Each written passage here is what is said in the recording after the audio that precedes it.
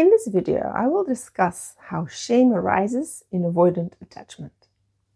This happens to us already as children, when avoidant attachment is developed as the best developmental strategy to preserve the attachment bond with the parent.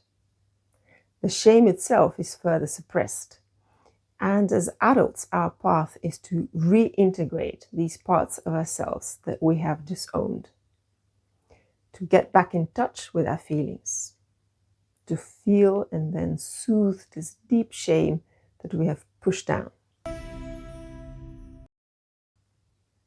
So first of all, a quick check of how much of your own childhood do you remember? And in particular, do you have any relational memories? Memories of your relationship to your parents, for example. People with avoidant attachment often have difficulty recalling specific autobiographical memories. And this suggests that their memory for personal experiences, particularly those related to emotional connection, might be impaired.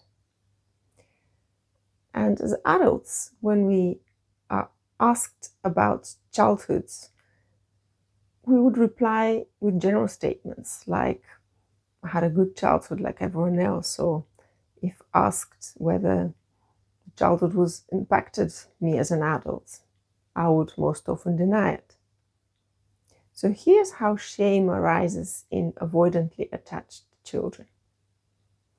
This shame, which is often pushed out of consciousness as it's too painful to experience, arises in avoidantly attached children as a result of their repeated experience of failed communication with their caregivers.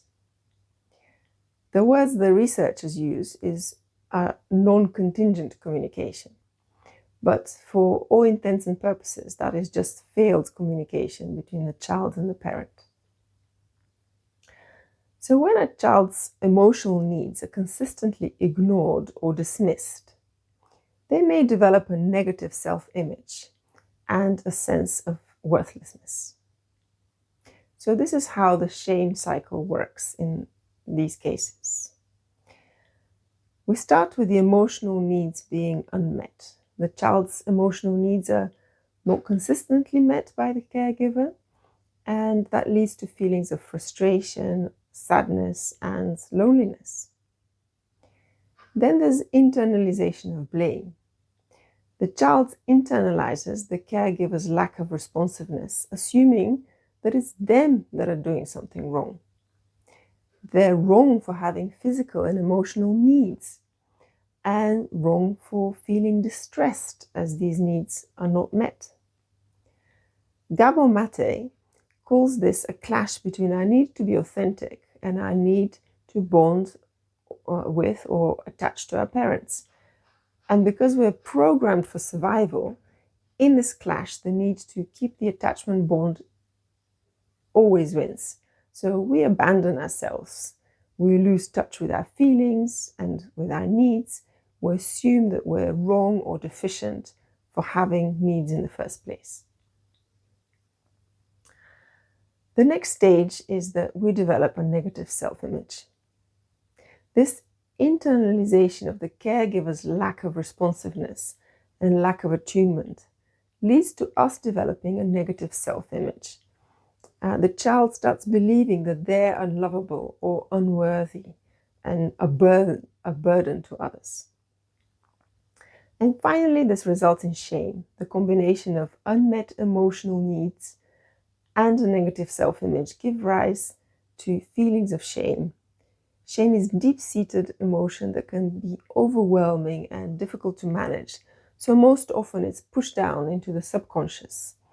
And on the surface remain only the coping behaviors that keep us distracted. So not having to feel whether those behaviors manifest in a socially acceptable way, such as overwork, or in substance or internet addiction. So this shame cycle has the following consequences in avoidant attachment. Number one, emotional suppression. Shame can lead to further emotional suppression as the child may try to avoid experiencing these painful feelings. Number 2 is the avoidance of intimacy. Shame can make it difficult for you to form close relationships as you fear rejection and exposure of your perceived flaws, often flaws that others do not see, and you are the only one convinced that you have them. And thirdly, perfectionism. Shame can drive a need for perfectionism as you strive to avoid any perceived failure and maintain a positive image for the outside world.